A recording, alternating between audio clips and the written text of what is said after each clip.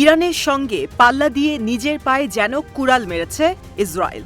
এতদিন ইরানের পাশাপাশি সশস্ত্র অনেক গোষ্ঠীর সঙ্গে পাল্লা দিয়ে চলতে হচ্ছিল তেল আবিবকে। এখন তো সামাল দিতে হচ্ছে হ্যাকারদেরও। ইসরায়েল আর মধ্যপ্রাচ্যের বিভিন্ন গণমাধ্যমে এসেছে চাঞ্চল্যকর এক তথ্য। ইরানের গোয়েন্দা সংস্থার মদতপুষ্ট হ্যাকাররা ইসরায়েলের পরমাণু বিজ্ঞানী আর জ্যেষ্ঠ প্রতিরক্ষা কর্মকর্তার গোপন তথ্য ফাঁস করে দিয়েছে। সোরেক পরমাণু গবেষণা কেন্দ্রের গোপন তথ্য ফাঁস হয়ে গেছে। গণমাধ্যমগুলো বলছে, সোরেকের ৩০টি ছবি হ্যাকাররা হাতিয়ে নিয়েছে সেই পরমাণু বিজ্ঞানীর ফোন আর ইমেইল হ্যাক করে। ইসরায়েলের সোরেক পরমাণু গবেষণা কেন্দ্রের পরমাণু বিজ্ঞানীদের একটি তালিকাও প্রকাশ করেছে হ্যাকাররা।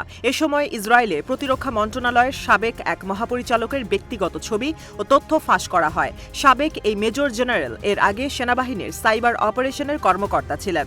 গণমাধ্যম হারিৎজের তথ্য বলছে, ইসরায়েলের নেগেভ মরুভূমির দিমোনা পরমাণু গবেষণা কেন্দ্র থেকে চুরি হয় এসব তথ্য। চুরি হওয়া তথ্যে সরকারি ইমেইলের পাশাপাশি ছিল ইসরায়েলের আণবিক শক্তি কমিশনের তথ্য।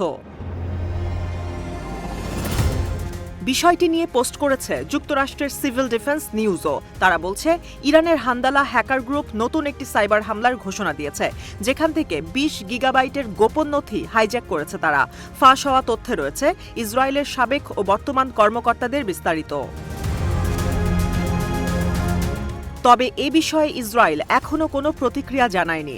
গেল মাসেই ইসরায়েলের পুলিশ জানায়, দেশের সামরিক ঘাঁটি ও জ্বালানি অবকাঠামোর তথ্য সংগ্রহ করে ইরানের গোয়েন্দাদের দেয়ার অভিযোগে ৭ ইসরায়েলি নাগরিককে গ্রেপ্তার করেছে তারা। যে বিজ্ঞানীদের তালিকা হয়েছে তারা সারাফ প্রকল্পে কাজ করত। তবে ইসরায়েলের আণবিক শক্তি কমিশন অস্বীকার করেছে যে এই ছবি তাদের পরমাণু গবেষণা কেন্দ্রের। জাতীয় সাইবার অধিদপ্তর তো এই বিষয়ে কথাই বলতে রাজি না। শিন বেট নিরাপত্তা সংস্থাও কোনো জবাব দিচ্ছে না। চলতি বছরের অক্টোবর থেকে বিভিন্ন জায়গা থেকে সাইবার হামলার শিকার হচ্ছে ইসরায়েল। কয়েক মাসে প্রতিরক্ষা মন্ত্রণালয়, পরমাণু গবেষণা কেন্দ্রের পাশাপাশি সরকারি বিভিন্ন দপ্তর ও প্রতিষ্ঠান থেকে চুরি হচ্ছে তথ্য। ইসরায়েলের স্পর্শকাতর ডাটাবেস থেকে ফাঁস হওয়া এই নথি মুছে ফেলাও যাচ্ছে না বিকেন্দ্রীকরণ প্রযুক্তির কারণে। এর আগে ইসরায়েল অভিযোগ করেছিল, ইরান গুপ্তচরের কাজ করছে, প্রস্তুতি নিচ্ছে পরমাণু বিজ্ঞানী আর ঊর্ধ্বতন সেনা কর্মকর্তাদের ওপর।